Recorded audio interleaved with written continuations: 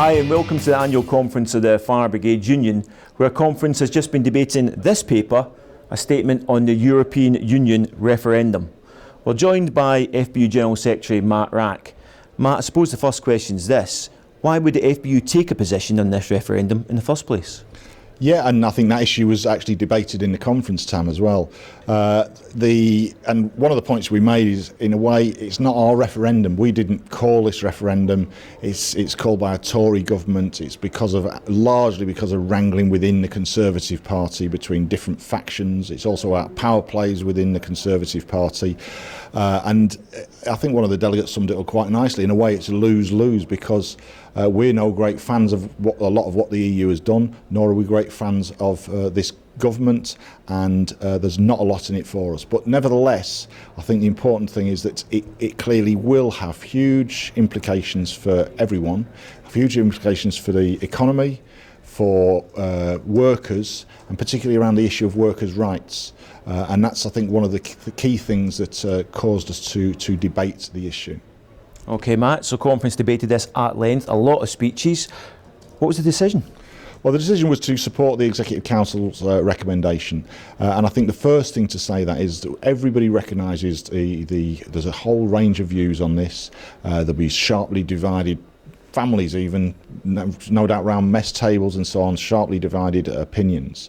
And it's an individual vote. So all the union is saying is, as a union, having looked at it, this is what we think collectively.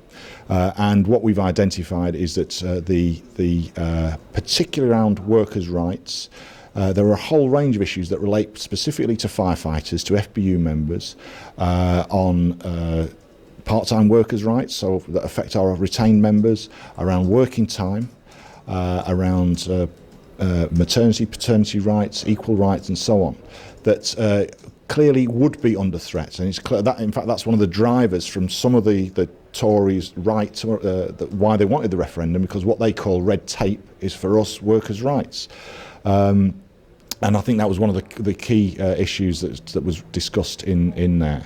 So, for example, we have big debates in the service about duty systems.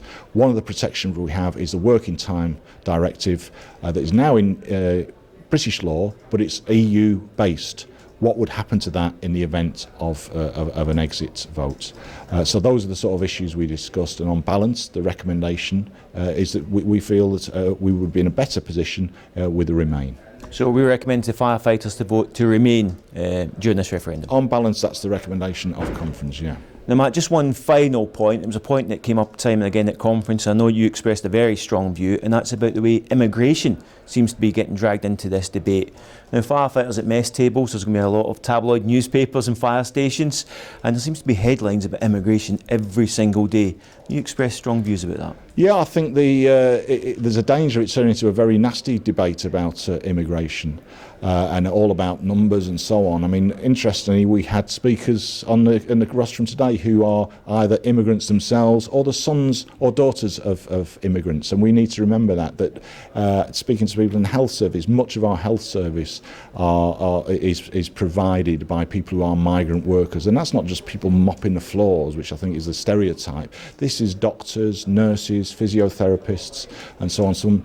The studies show that actually many migrants, EU migrants, are very well skilled and well educated, and actually provide a boost to the economy, put in more in terms of taxation paid than anything like what is taken out in benefits and so on. So it needs to be a balanced debate around this, and what we don't want to see is a nasty anti-immigrant mood being whipped up by some of the people, particularly I have to say around the Brexit campaign. Matt, thanks very much. I know conference is just about to start again. You've got to nip off, but thanks for your time. For more updates, please continue to follow us on our website. That's www.fbu.org.uk. But for immediate updates, you can follow us on Twitter, and that's @FBU National. We've also got a special hashtag, and that is hashtag FBUConf16. So you get immediate updates on there. But once again,